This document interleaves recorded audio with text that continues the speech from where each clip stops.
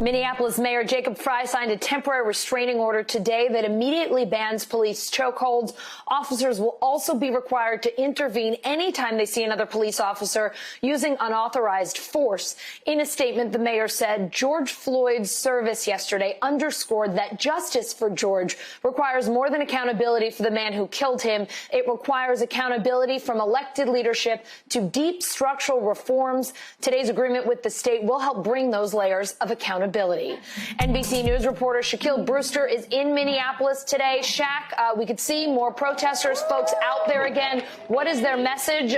What are they saying today? Allison, this protest is actually called unfinished business, and while people are celebrating that news, they want to see more. They want to see more happen, and that's why they're coming out here. We'll walk around the crowd a little bit so you can see what's going on. Some of the signs, you have hundreds of people out here in front of U.S. Bank Stadium where the Vikings play, and you have people with many of signs talking about Black Lives Matter, talking about the arrest of those 4 officers. You see, again, and we continue to see this through Minneapolis, that diverse group, the diverse crowd that we have. Right now, a speaker from the NAACP is speaking, and she actually had kind words for the Attorney General of Minneapolis, Keith Ellison. She talked about his past with the NAACP. She said he's a lifelong member and thanked him for bringing those charges that were filed against the officers just a couple of days ago. And that's what you continue to see here in Minneapolis. People continue to gather at the site where George Floyd was killed. They continue to pay their respects. That's more of a solemn scene, a more somber scene. But here you have people in the streets who continue to come out and protest. They want to see change. They want to make sure that change happens. And that's why they're out here now. They're going to start here, and then they're going to go on a march around the city. And that's what you're going to see all throughout the weekend, not just here in Minneapolis, but all over the country. Allison?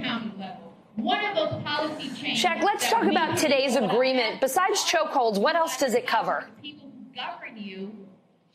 So the chokeholds and strangleholds are now banned. That's what the city council said. In addition to that, there's a duty to report and a duty to intervene for officers when they see police misconduct. Of course, that's important, and that relates directly to this George Floyd killing, because you saw the officer around Officer Chauvin not doing anything. That's something that many people wanted to see more of, more action with.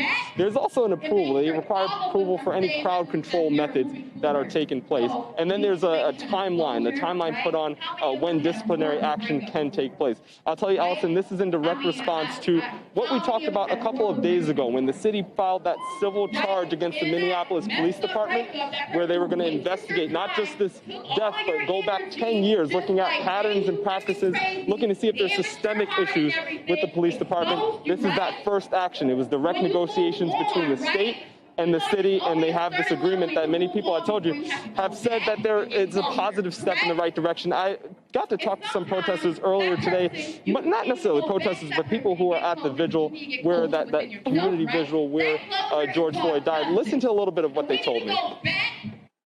I think it's one small step in the right direction. I think we need to do more and continue to move in a more positive direction. But banning chokeholds, excessive force, should have been done a long time ago, but it's again, a move in the right direction. I love the idea. It's great, but it's going to be actually getting, how do you police the police? So you hear people saying it's that first step, but they want to see more. They're continuing to make sure their voices are heard. For example, let's look at this sign right here that says, say their names, and you have the other names of people who, other people who have died at the hands of police. You see signs like this all over. There's another one, if we keep going, right there that says, all lives won't matter until Black Lives Matter, equal justice now. You see these homemade signs all over here. This is the message they want. They appreciate the first steps and these initial steps by the state, by the government, by the city, but they want to see more out of George Floyd's death. Allison? Yeah, Shaq, first steps and hopefully much more to come. Shaq, it's been great talking with you all throughout the week. You have just done great reporting and given us outstanding coverage during a very, very important week in our country. Thank you so much for making sure we know exactly what's been going on in Minneapolis. Thank you, Allison. Dozens of police officers in Buffalo resigning from their special positions after 2 officers were seen shoving an elderly man to the ground and were suspended. Just a warning, this video is disturbing.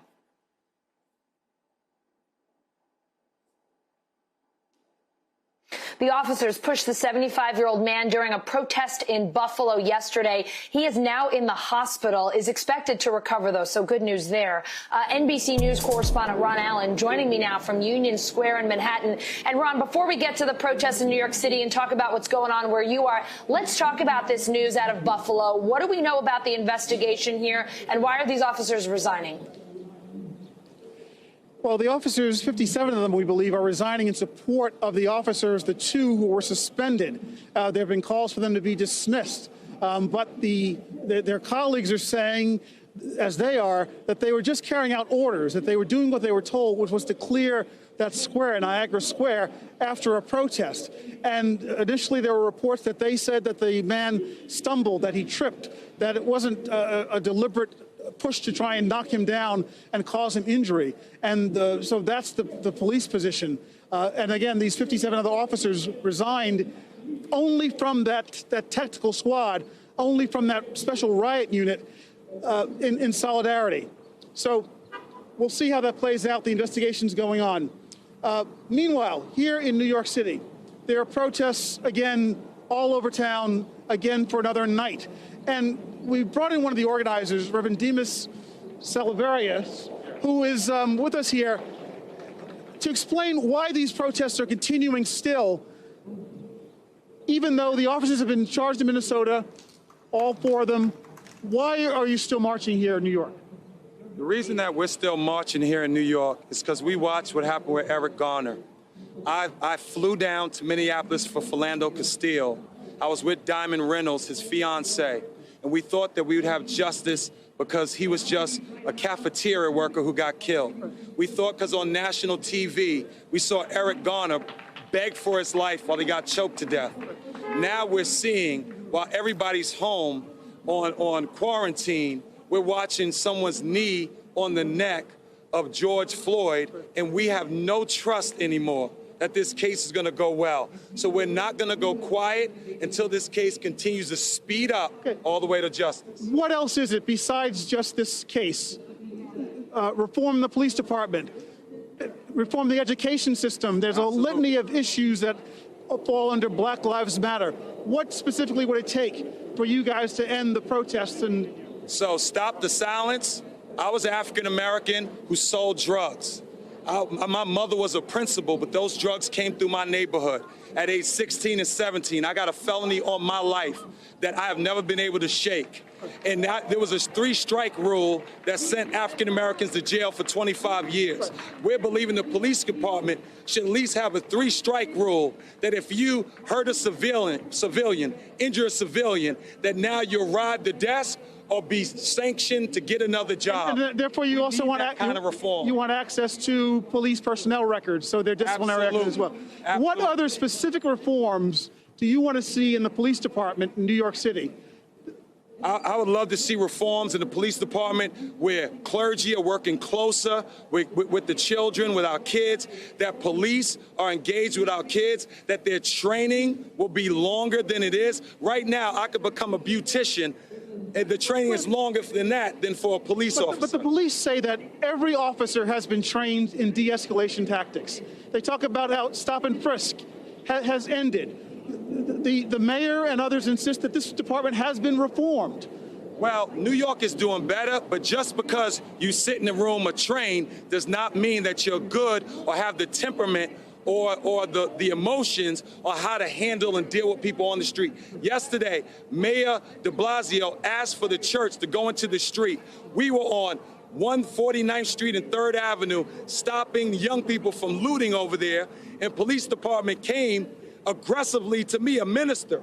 And I had to say, we have to build a better bridge. Right. We have to see a more united city. But I'm glad New York is doing better, but we have a long way to go. Thank you for joining us. Thank you. Appreciate it. Because a lot of people want to know, what is it going to take to stop the protests? What is the objective? What specifically? Like I said, there's so many things, Black Lives Matter, all that. Yes. So those are specific. Thank you, NBC. Congratulations. Y'all tell the truth, and we appreciate it. Thank you. Appreciate all that. Allison, that was a bit long, but hopefully a lot of detail that answers a lot of questions that people have about why all this continues peacefully, again, for another night here in New York. Back to you. Ron, always time well spent hearing from folks about why they're organizing and why they're out there. Ron Allen in Union Square, thank you so much. Hey, NBC News fans, thanks for checking out our YouTube channel. Subscribe by clicking on that button down here and click on any of the videos over here to watch the latest interviews, show highlights, and digital exclusives.